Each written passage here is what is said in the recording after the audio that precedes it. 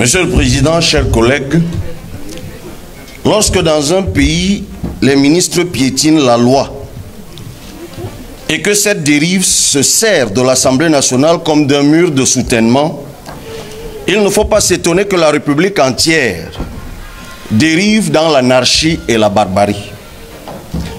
Quand ici nous piétinons la loi cadre de la décentralisation, dont la gestation a été douloureuse lors du grand dialogue national, dont le prétexte est bien connu, un amoncellement de morts, nous nous rendons, chers collègues, complices de ceux qui infligent des souffrances aux Camerounais en privant les élus locaux de moyens leur permettant d'alléger la misère des gens.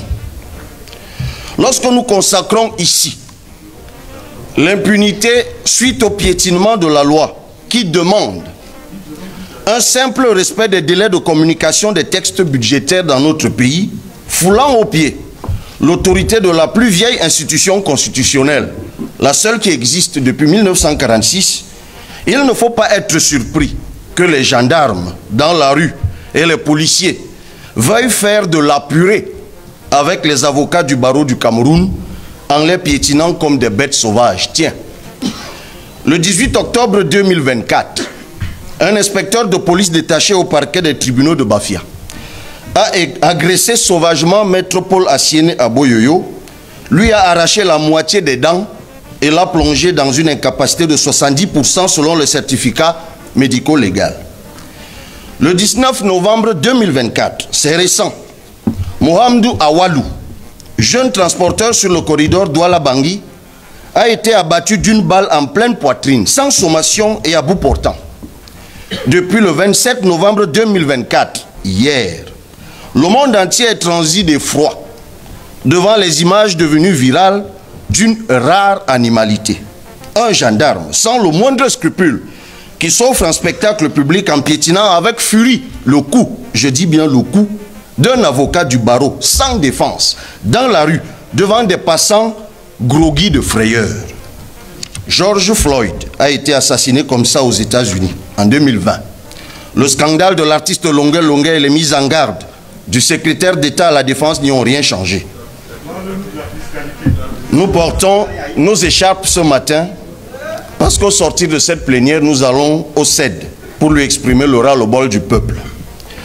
Messieurs les membres du gouvernement, si la loi cadre de la décentralisation de 2019 ne vous convient pas, abrogez-la. Vous avez ici une majorité servile, quelques-uns s'expriment d'ailleurs là, que vous pouvez piétiner comme vous voulez. Pourquoi vous vous échinez même à écrire des lois?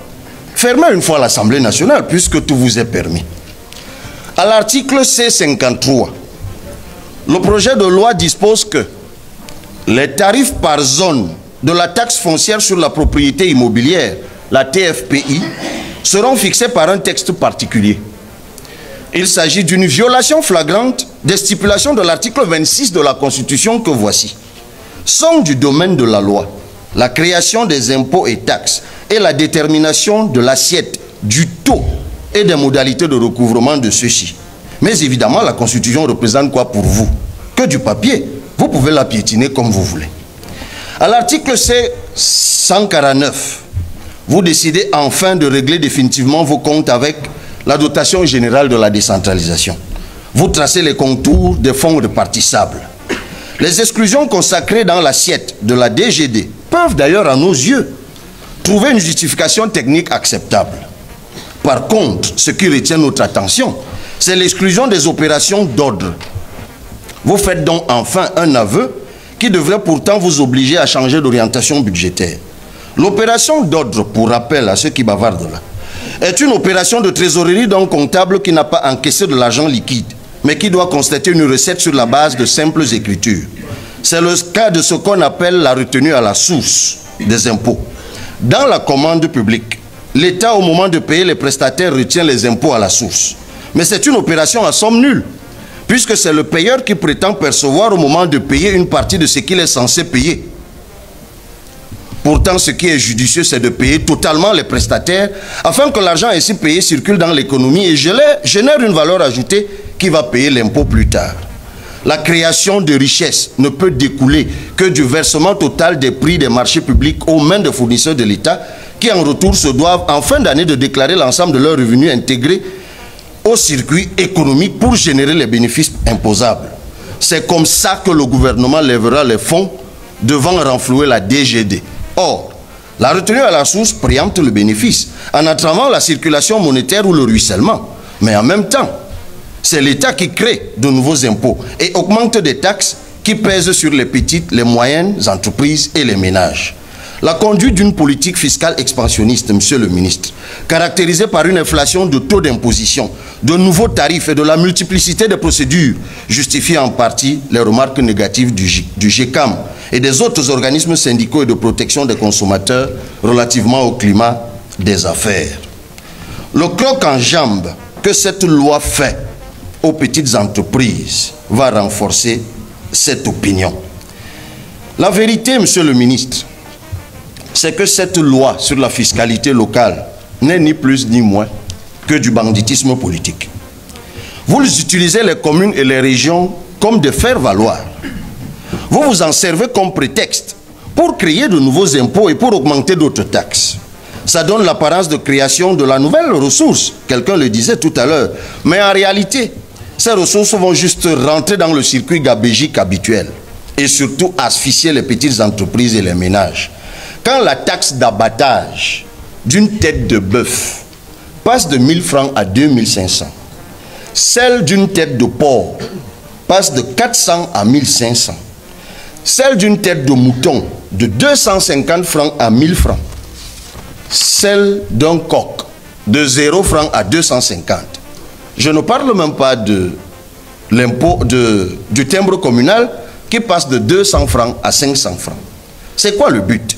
Si ce n'est de provoquer l'augmentation des prix en fin d'année et l'aggravation de la pauvreté des gens. Ce que les mairies, les communes et les régions attendent de cette réforme, c'est le respect de la volonté du peuple en permettant aux élus d'avoir les moyens de régler leurs problèmes. Mais cette loi durcit plutôt la caporalisation des ressources par l'État central. La vérité est simple. Vous ne voulez pas la décentralisation.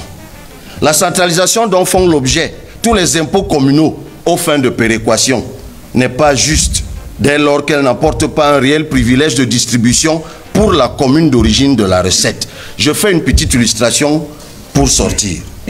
Le produit de la redevance forestière, monsieur le ministre, la redevance annuelle, qui arrive dans les caisses du trésor public, est partagé entre l'État qui récupère 50% et les communes qui s'en tirent avec le reste.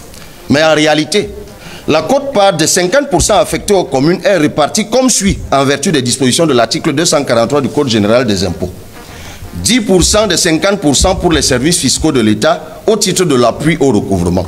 Vous avez dit niet aux collègues de la Chambre, de la Commission, qui vous ont dit de baisser ce pourcentage. 36% de 50% sont centralisés au FECOM pour péréquation. 54% de 50% reviennent aux communes de localisation du titre d'exploitation, soit en réalité 27% seulement. Le quart de ces 27%, soit 6,75%, devant être affecté exclusivement dans la commune de localisation au projet de développement porté par les populations riveraines. Alors, quel projet sérieux pourrait être ainsi financé par le monde? Comment s'assure-t-on au MINFI, au MINDEVEL, au CONSUPE que ces projets de développement sont effectifs, viables et durables? Il n'y a rien. La loi de règlement votée ici hier, au travers de l'annexe de la Chambre des comptes, dit que tous les chiffres sont faux, que les indicateurs de performance sont mensongers. Monsieur le ministre, vous êtes le Zorro du gouvernement. Laissez le président Biya aller se reposer au village et permettez aux Camerounais d'expérimenter un autre management politique dès 2025. Monsieur le ministre des Finances, vous qui savez si bien vendre la fumée, nul doute que vous avez un talent qui sera optimisé dans un autre